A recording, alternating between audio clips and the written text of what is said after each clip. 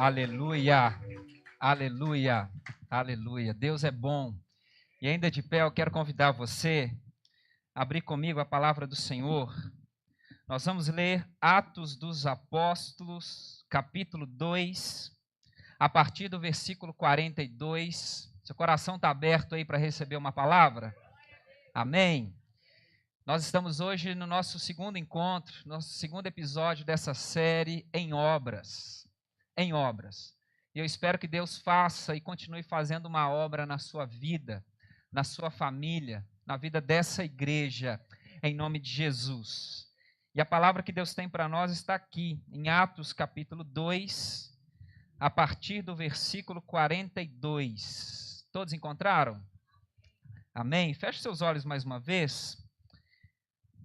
Pai, obrigado por essa palavra que é viva, eficaz, é poderosa o suficiente para mudar a nossa história, para mudar o nosso destino, e só de ser lida, ela já pode fazer algo novo na nossa vida.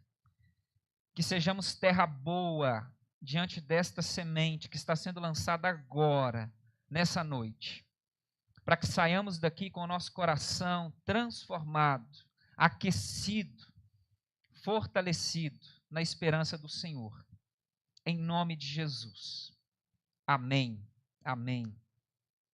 Atos dos Apóstolos, capítulo 2, a partir do versículo 42, diz assim para nós: E perseveravam na doutrina dos apóstolos, e na comunhão, no partir do pão e nas orações.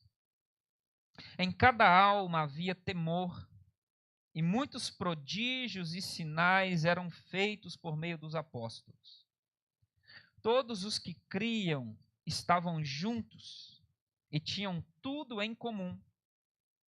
Vendiam as suas propriedades e bens, distribuindo o produto entre todos, à medida que alguém tinha necessidade. Diariamente perseveravam unânimes no templo. Partiam pão de casa em casa e tomavam as suas refeições com alegria e singeleza de coração, louvando a Deus e contando com a simpatia de todo o povo. Enquanto isso, o Senhor lhes acrescentava dia a dia os que iam sendo salvos. Amém. Amém. Palavra do Senhor para nós. Você pode se assentar nesse instante. Pense comigo num cenário, numa situação.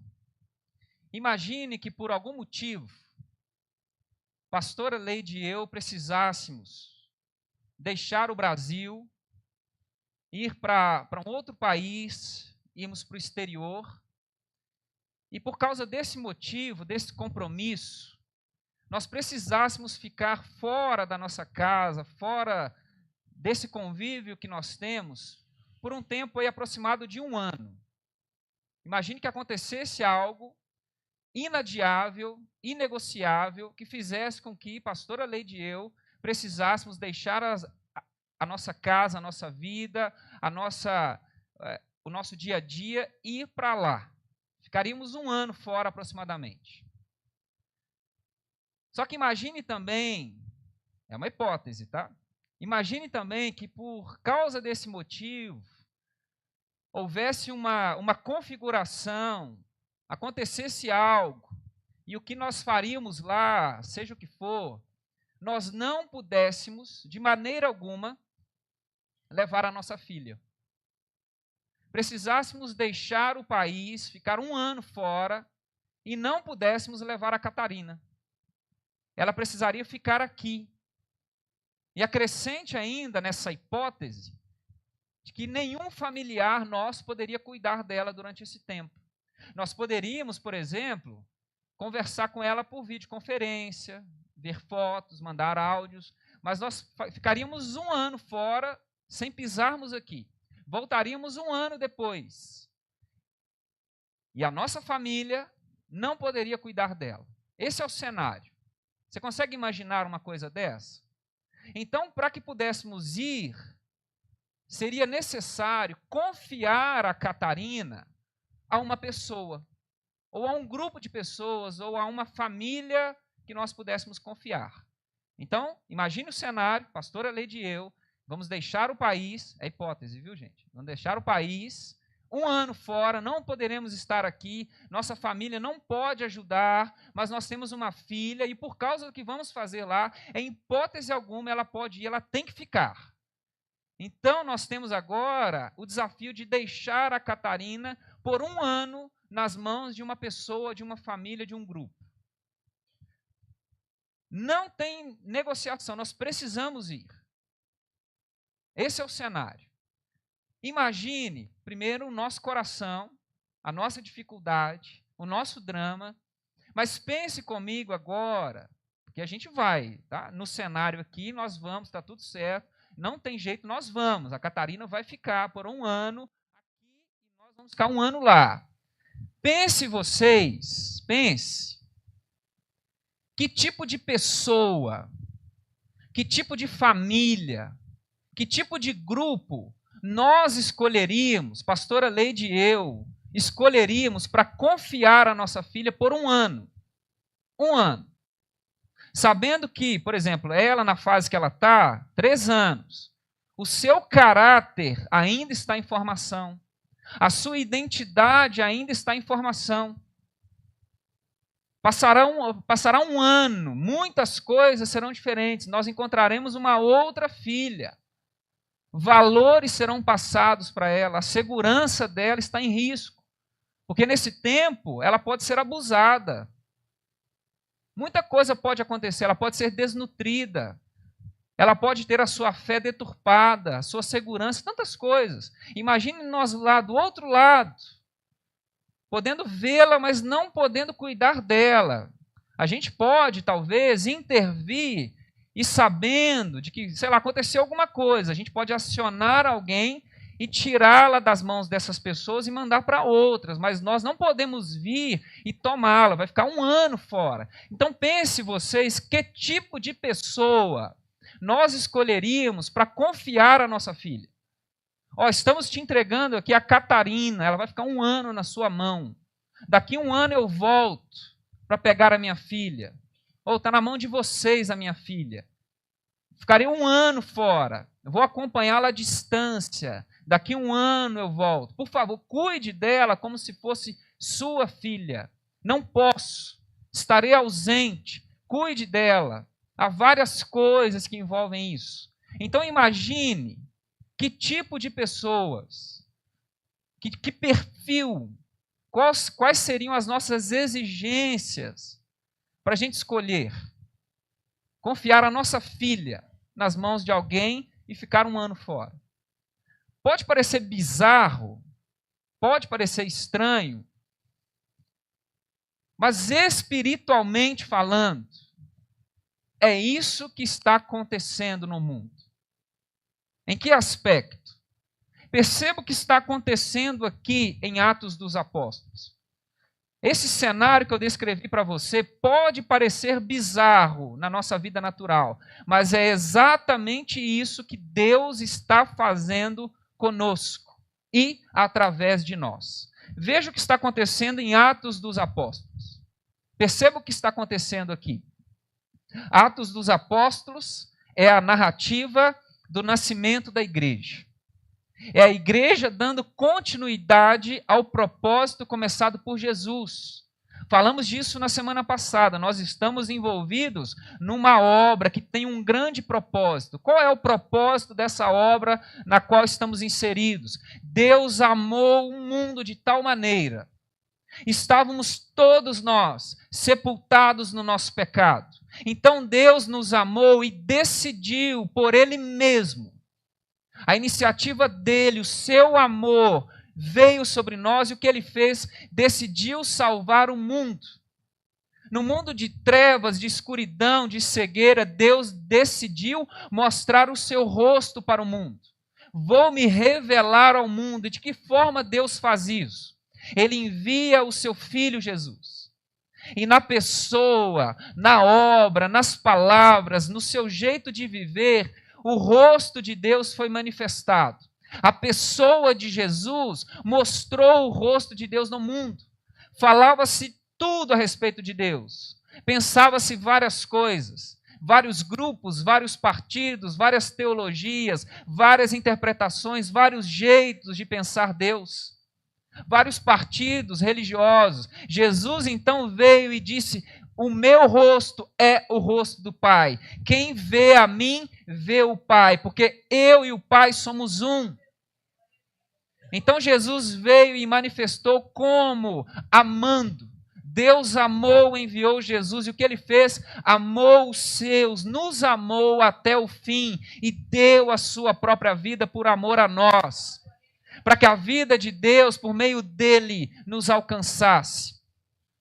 É isso que Jesus fez, mas quando a sua existência histórica, humana, chegou ao fim, ele subiu aos céus, reuniu a igreja e nos confiou essa tarefa. Vocês darão continuidade ao que eu comecei. E melhor, por meio de mim mesmo, por meio do meu Espírito, vocês farão obras maiores. Enquanto o rosto do meu Pai foi revelado numa certa geografia, numa certa temporalidade, vocês vão ganhar os confins da terra, obras maiores, ou seja, o rosto do meu Pai se manifestará muito mais longe do que eu pude fazer enquanto ser humano. Obras maiores, de maior alcance. E Jesus então entregou a sua igreja. E quando o Espírito Santo vem sobre a igreja em Atos dos Apóstolos, essa igreja é empoderada pelo Espírito. O poder do céu vem sobre essa igreja. E o que ela começa a fazer? Começa a cumprir o propósito. Assim como Jesus veio e cumpriu o seu propósito, essa igreja agora, debaixo do poder do Espírito, começa a manifestar a vontade de Deus na terra. O rosto de Deus continua sendo visto na terra, não mais por meio de Jesus, enquanto ser humano, mas agora por meio da igreja. Deus é visto na igreja, por isso ela é chamada corpo de Cristo. Ou seja, a igreja dá concretude para a presença de Jesus. E o que acontece? O movimento de salvação não é nosso. O movimento de salvação é de Deus. Lembra-se? Deus amou, Deus enviou, Deus fez e Deus está salvando o mundo. Então, quem está no movimento de salvação, primeiramente, é o próprio Deus. O próprio Deus. Deus é quem está no mundo agindo para salvar. A ação de salvação, ela é um atributo divino. Divino. Por mais que, por exemplo, eu tenha muita boa vontade, eu me capacite ao máximo, eu ore, jejue, faça o que for necessário, entregue a minha vida a Deus, eu, Felipe, jamais terei condição de mudar o seu coração. Jamais terei condição de fazer com que a sua vida seja entregue nas mãos de Deus. Eu posso sim ser um instrumento para que por meio de mim, do que eu fizer, falar, do que eu puder oferecer por meio de mim, o Espírito Santo toque em você. Mas o mérito sempre é de Deus. Sempre é de Deus.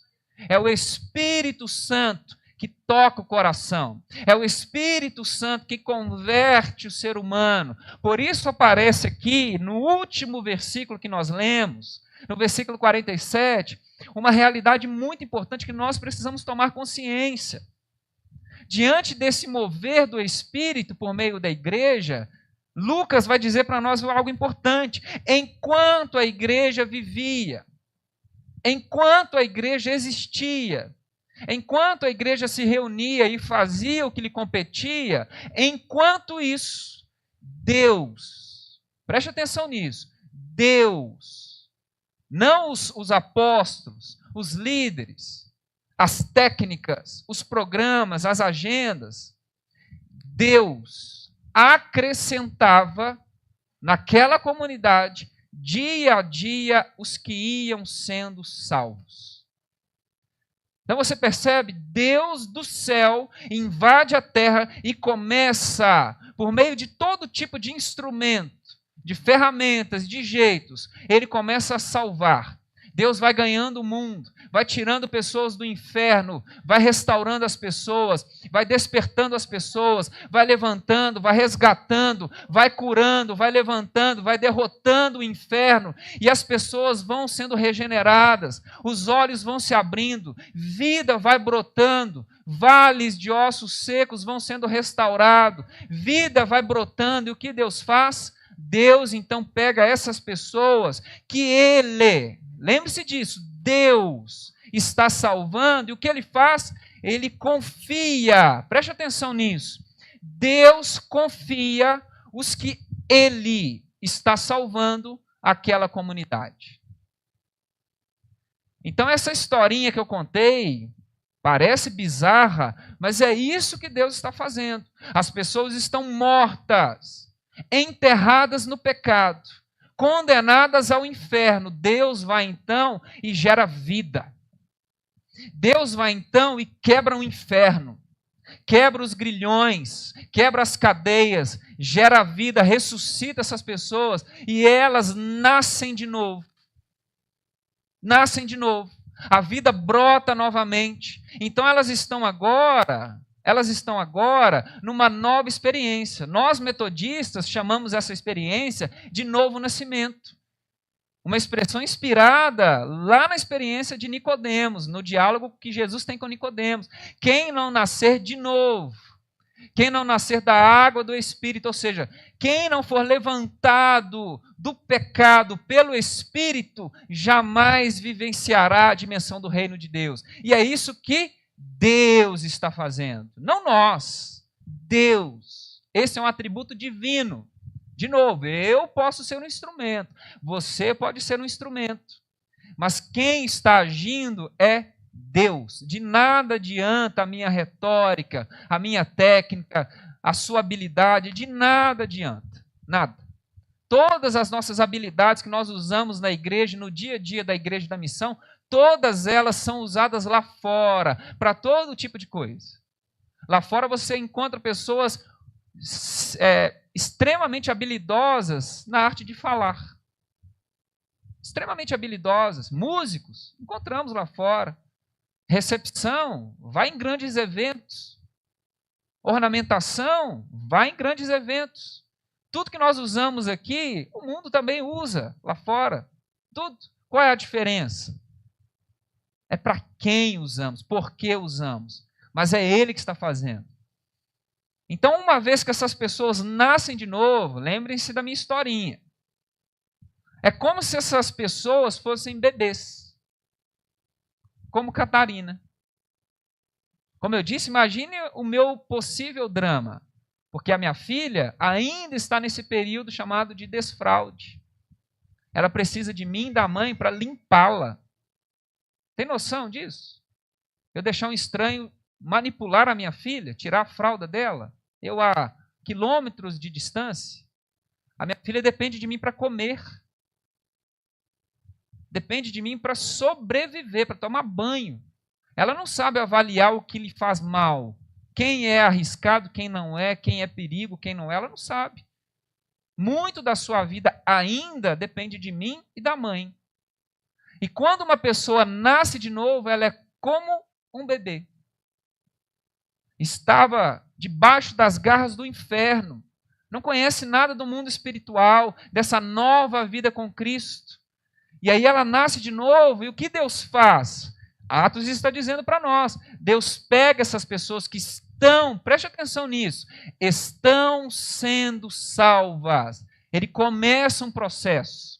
E o que ele faz? Ele pega essas pessoas e entrega nas mãos da comunidade de Atos dos Apóstolos. Deus pega os seus bebês, acabaram de nascer, não sabem nada da vida espiritual. O inferno está furioso contra essas vidas.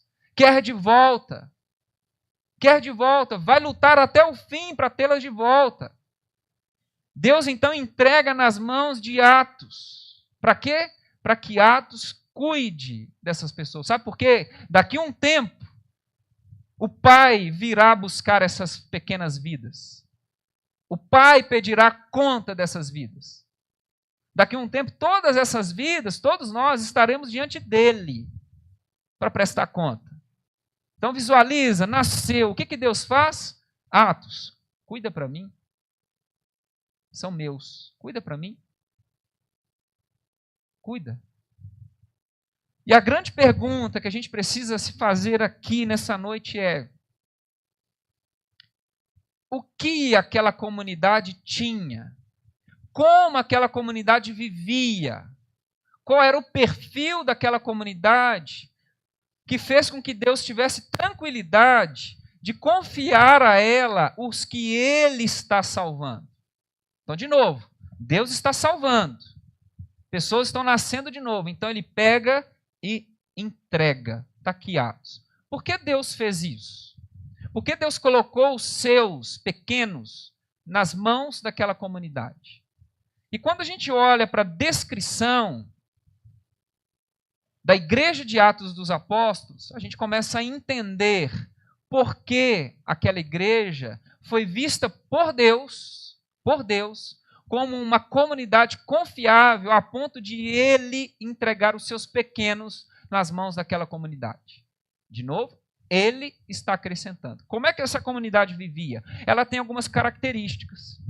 Perceba que quando a gente lê o perfil daquela comunidade, algumas ações, algumas características saltam aos nossos olhos. Por exemplo, a igreja de Atos é uma igreja focada na adoração.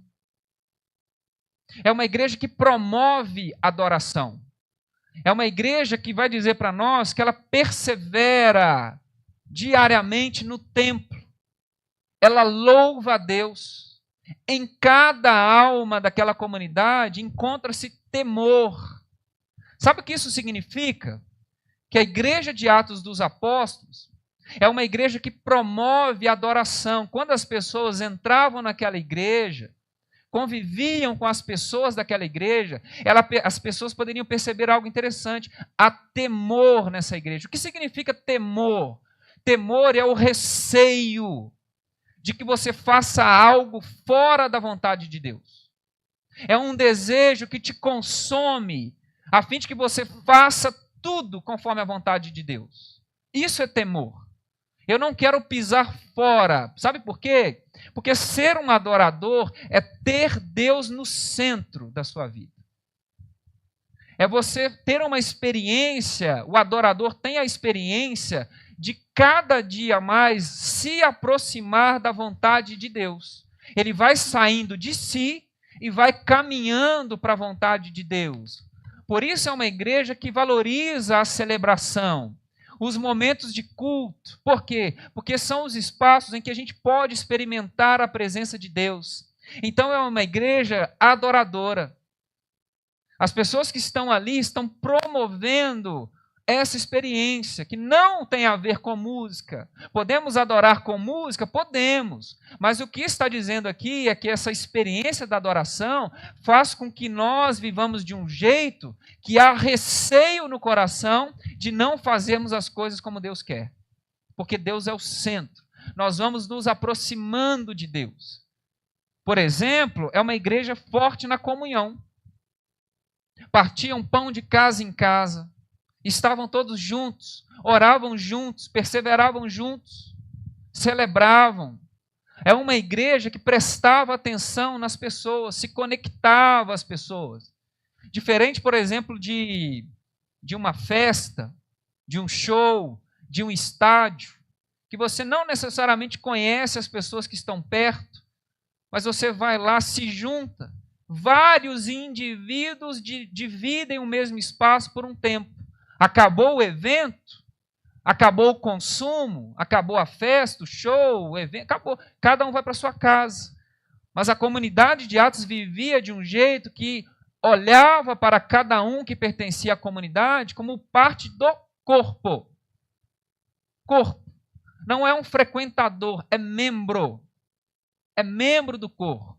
Faz parte, tem rosto, tem nome, tem voz, tem necessidades, eu enxergo, faz falta, se dói lá, dói aqui, se alegra lá, me alegro aqui, eu cuido, faz parte, eu acolho. E uma das grandes carências do ser humano é a necessidade de pertença.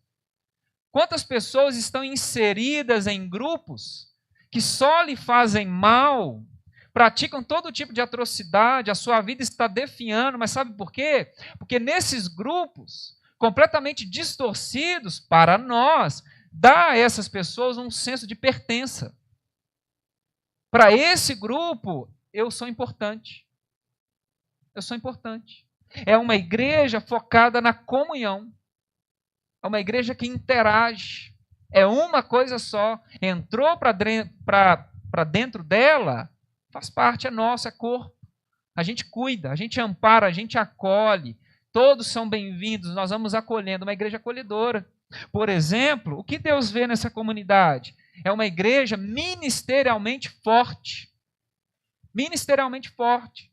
A palavra ministério traz para a gente a noção de serviço. É uma igreja que, assim como Jesus fez, é uma igreja pronta para o serviço. E qual é o verdadeiro serviço à luz de Jesus? É fazer aquilo que nós precisamos que seja feito. Jesus, ao perceber que nós não tínhamos vida, havia em nós necessidade de vida, ele deu a sua própria vida para que a nossa necessidade fosse resolvida. O verdadeiro serviço ele é baseado na necessidade do outro. Então a igreja de Atos dos Apóstolos é uma igreja com seus olhos abertos. É uma igreja sensível.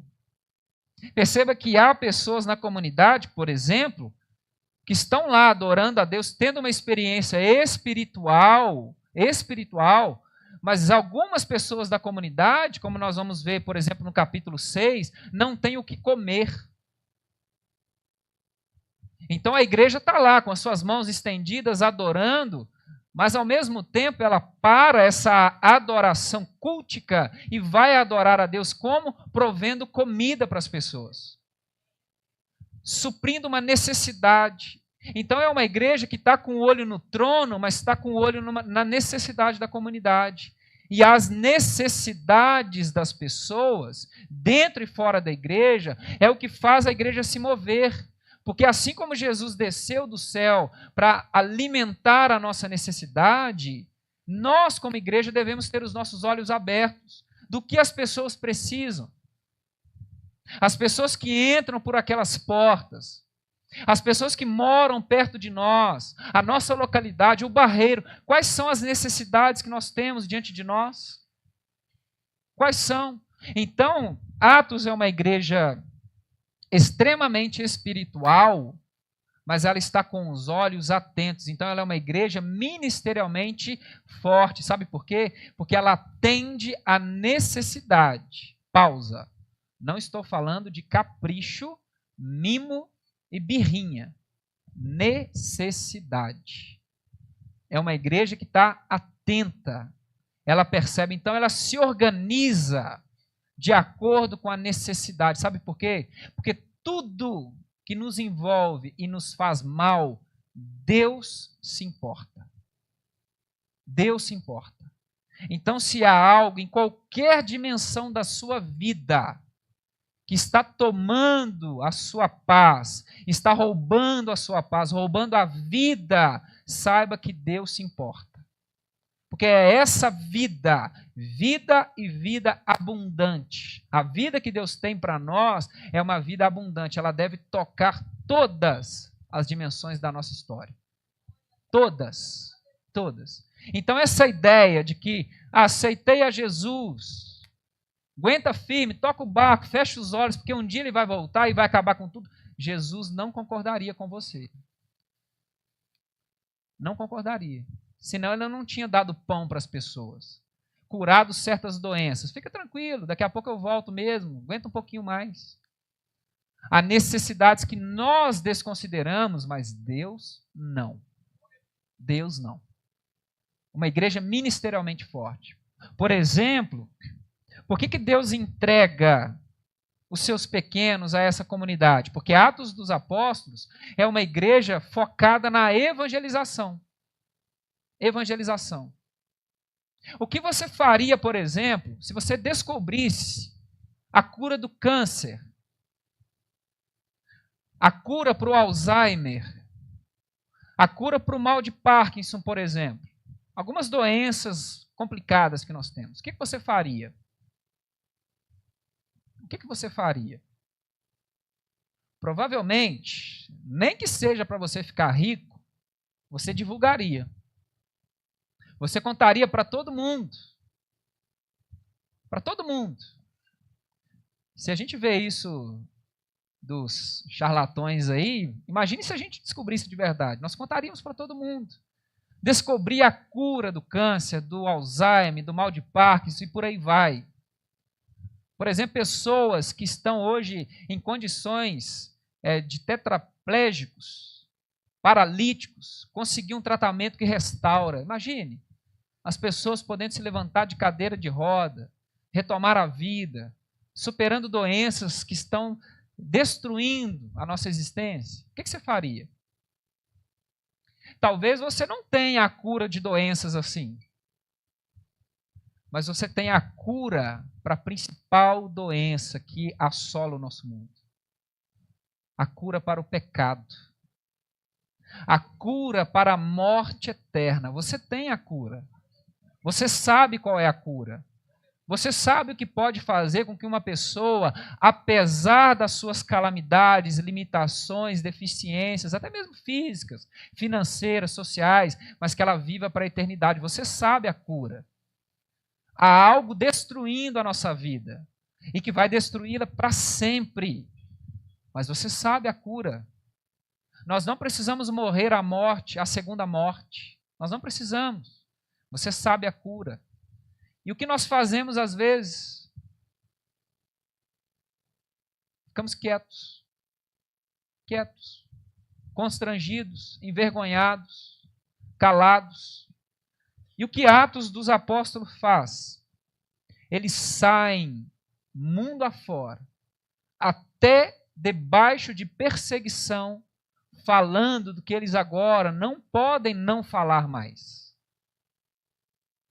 Perceba que quando acontece uma perseguição no capítulo 6, e a igreja vai se difundindo, há uma dispersão, os que estão fugindo da perseguição vão plantar uma igreja lá em Antioquia. Sabe por quê? Eles não conseguem não falar mais.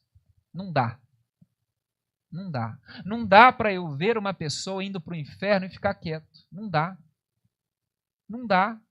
Porque a vida me alcançou de tal forma e tem me tocado de tal forma que eu já tenho convicção de tal forma que a minha vida está sendo transformada, que eu vou viver algo extraordinário, que não dá para ficar quieto.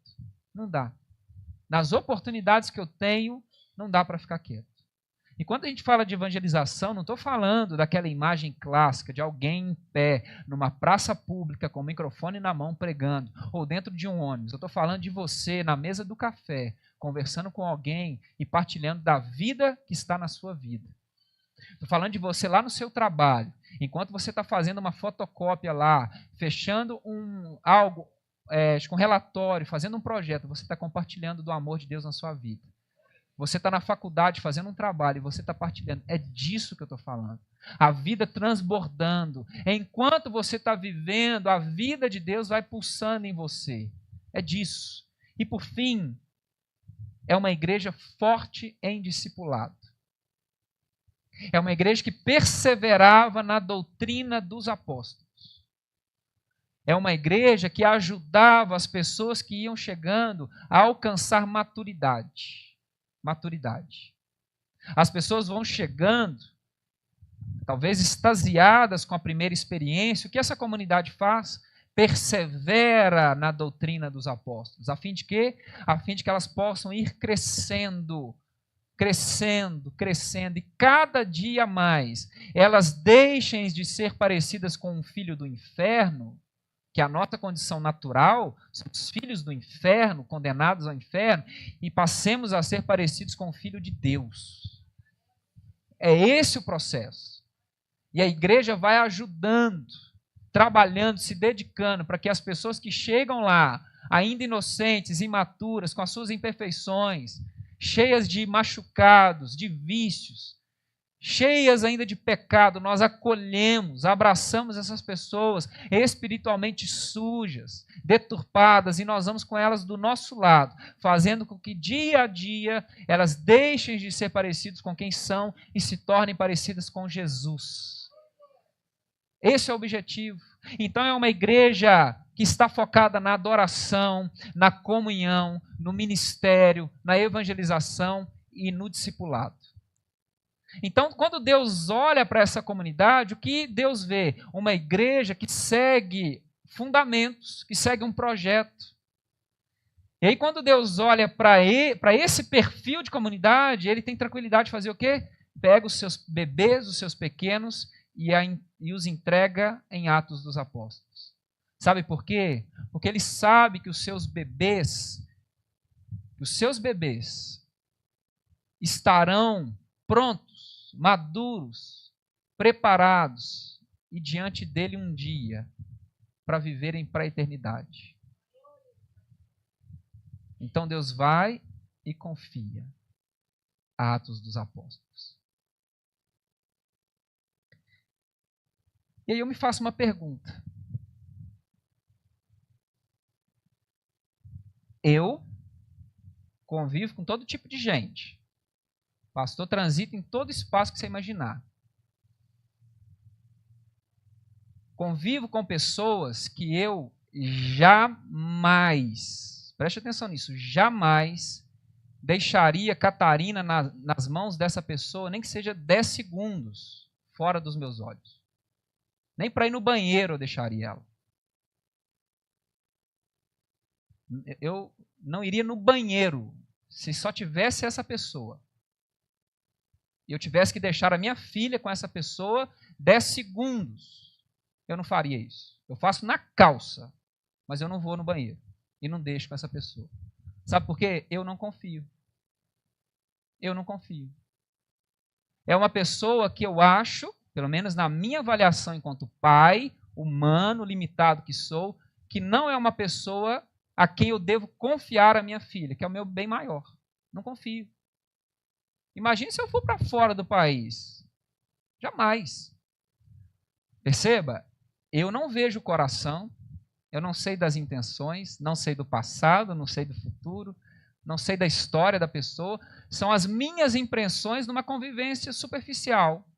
Posso estar errado? Posso. Vou arriscar? Jamais. É muito melhor eu pedir perdão para essa pessoa um dia do que eu ter que lidar com a minha filha com traumas futuros. Não vou fazer isso.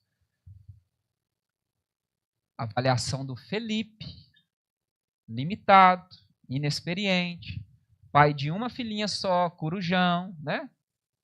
Vocês já me conhecem. Exagerado, né? Exagerado. Imagine Deus que vê coração. Imagine Deus que sonda a mente.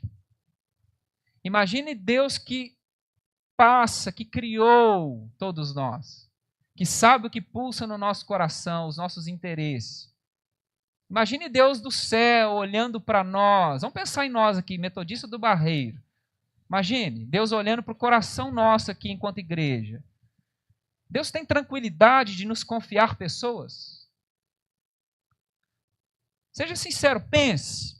Pessoas estão sendo salvas, né? Deus está movendo, Deus está salvando, tirando pessoas das garras do diabo, do inferno, restaurando das drogas, da prostituição, da mentira, de todo tipo de pecado, da violência, da idolatria, todo tipo de pecado. Essas pessoas estão tendo experiência, o coração está voltando a bater. Essas pessoas precisam de cuidado, precisam de amor, precisam ver o rosto de Deus. Aí elas entregam a vida para Deus, Deus está falando, dá para mim a sua vida. Aí elas, está aqui Deus, eu nasci de novo. Aí Deus pega aquele monte de bebês e olha para nós. Você acha que Deus teria tranquilidade de nos confiar os seus bebês? Eu fiquei pensando nisso. Como é que Deus olha para a Metodista do Barreiro, enquanto Ele está salvando, pessoas estão nascendo de novo, Ele com as mãos cheias de pessoas salvas, precisando de cuidado, Ele olha para nós. Será que Deus ficaria tranquilo de começar a enviar pessoas para cá com seus pecados, com as suas dificuldades, com seus transtornos? Será que Deus encontraria aqui? Será que essas pessoas, quando enviadas para cá, será que elas encontrariam uma igreja adoradora? Ao entrar aqui, será que elas teriam a impressão assim, Deus é o centro dessa igreja? Ou elas encontrariam uma igreja que coloca pessoas no centro dela? Que ao invés de buscarmos a vontade de Deus para essa igreja, eu quero fazer a minha própria vontade para essa igreja. Adoramos a Deus ou adoramos pessoas?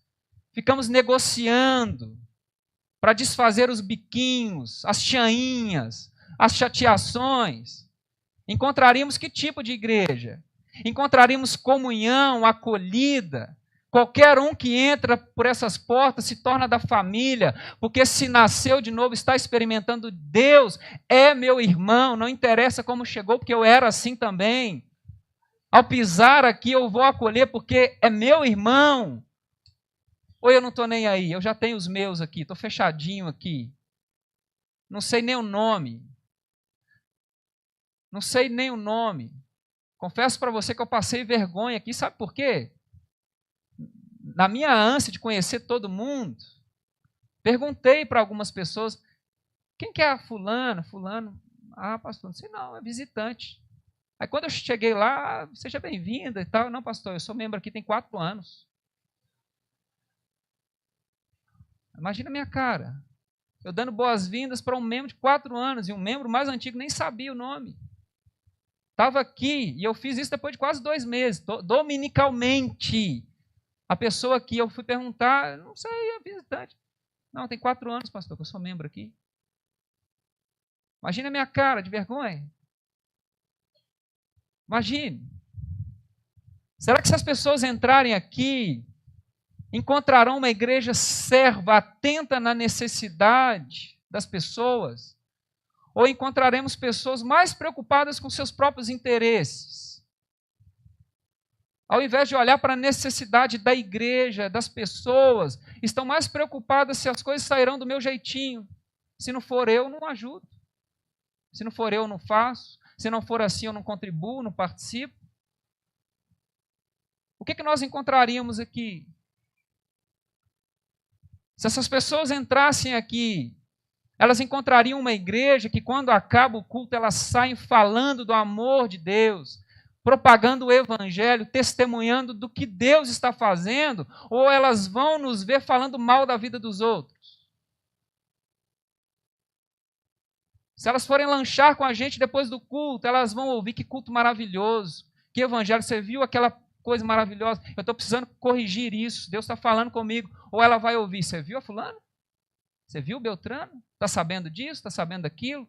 Ou ela vai ouvir as novas por aí? Ou ela vai ouvir outras coisas? Se as pessoas entrassem aqui, esses resgatados por Deus, elas seriam cuidadas. Elas teriam a oportunidade de que pessoas mais maduras encostassem nelas e as levassem para mais perto de Jesus? Ou elas encontrariam pessoas especialistas em todo tipo de assunto? Todo tipo de assunto. Sabe falar de tudo, da última moda, sabe falar do resultado do jogo que acabou agora, 6 horas. Sabe falar quem fez gol, os lances polêmicos, o carro novo que saiu, a música tal da funkeira X, a roupinha da outra, a fofoquinha ali, a outra. Mas se você senta para falar das escrituras, não sabe falar nada. Nada. Não sabe falar nada.